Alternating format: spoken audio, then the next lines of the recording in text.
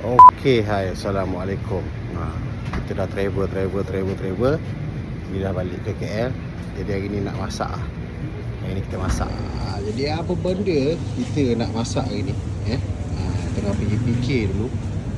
Saya tengah fikir dulu apa benda nak masak ni.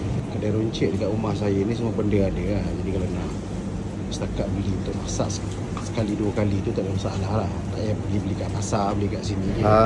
Jadi setelah saya teliti, saya nak masak ayam, masak sambal hijau dengan masak lemak putih kobis.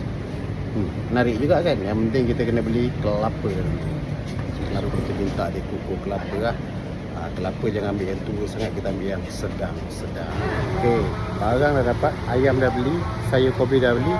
Jom kita balik, kita masak lah. Okey, dah sampai rumah dah. Jadi barang-barang dah ada, bahan-bahan dah ada. Jom kita masak.